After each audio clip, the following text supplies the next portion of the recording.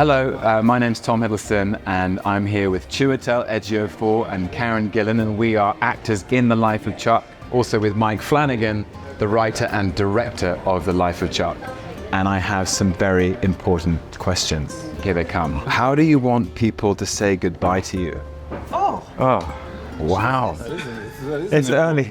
I'd prefer it to be with a smile, you know, with a little joy in there.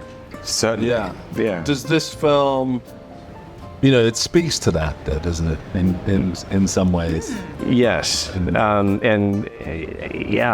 think a party, like a really wild goodbye party. True celebration with pranks. Like prop me up if I'm expired. Just prop me up in the back and let me get one good jump scare in there at the end. you have to. One last jump scare. Yeah, just right up there in the back as people come in. That would get me. Yeah. I would like people to say goodbye to me in a very dramatic fashion to like some really intense orchestra piece of music.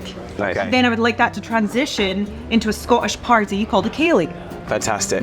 You know, so you've got the drama and the intensity so that I know that I was important to people, and then everyone's going to have some fun. And then Strip the Willow. Yeah, exactly. Strip the willow. Strip the Willow is a Scottish dance, just to... Yeah, I don't want anyone stripping during my goodbye. Yeah. I love this idea of music and fun. Yeah. You know, of celebration. Because that's what it's all about in the end. Mike, you have adapted Stephen King's material many times. With that in mind, when are we getting The Dark Tower? Very eventually. Very eventually. Yeah, the party. We'll have a big party at it. You can prop me up in the back of the show. The Dark Tower, we are making progress on. Okay. That thing is such a juggernaut. Getting it up to speed just takes a very long time. So I don't know exactly when, but I know we're on the path of the beam. And to the constant readers, that'll mean hot. Did you steal anything from set? I didn't actually. I mean, No, I didn't either. I was. There were a few things I was tempted by in that classroom, but nothing went with me. I don't think I took anything. So much stuff. I'm not even lying. I took the coffee cup out of your hand. Yes. I have that at home. I'm wearing Mark Hamill's watch right now from the movie on my wrist. Most of my outfit is stolen from the movie. Yeah. You got my shoes, I think. I've got your shoes too. I've got the drumsticks. I've got the drum kit. I should have taken those shoes. That watch is nice. Yeah. You'll be having that later. It's not over yet.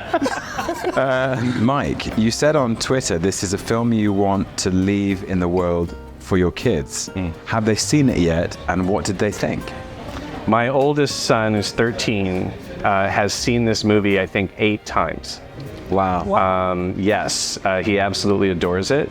And whenever I've been finishing a new phase of post or reviewing visual effects or watching the new cut, he's asked to join. Wow. Yeah, and that means that's kind of been my most important audience. Okay, I think this is the last one. Rank, and this is a question for the group. Okay. Rank Shawshank Redemption, The Green Mile, and Stand By Me. Question. Yeah. I've got confession. I haven't seen The Green Mile. Oh. That's okay. We'll screen it for you. Okay. Yeah, Great. it's really good. So that's on the bottom of my ranking because I haven't seen it. Yeah. And then it's going Shawshank, Stand By Me, The Green Mile. I have a really difficult time figuring out Shawshank and Stand By Me for that top spot. Yeah. Like I keep going back and forth. Yeah. And I think The Green Mile's just behind for me, okay. but just barely. You're refusing to rank them. You think this is... Oh no, I probably at a push. I'd probably say the same. You know that it's very hard between those two.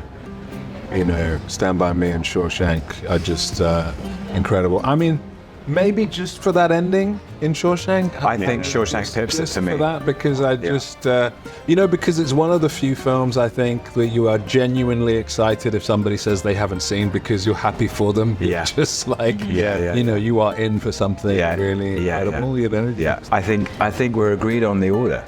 I think it's Shawshank, Stand By Me, The Green Mile. That would be my... Yeah. I remember the first time I watched that movie. I still remember it. I was about 14 years old. And I really thought, I was so scared. I felt the fear in my chest at the end that Morgan Freeman as Red was going to scratch his name on that Sure. banister because he couldn't handle life on the outside. But do you not think that he did?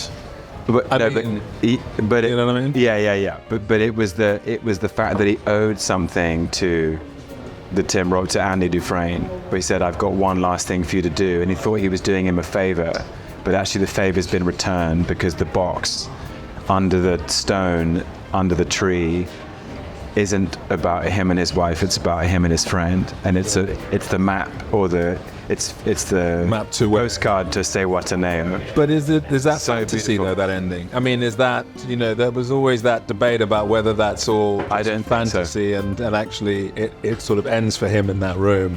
No, No. I think he goes to. I think.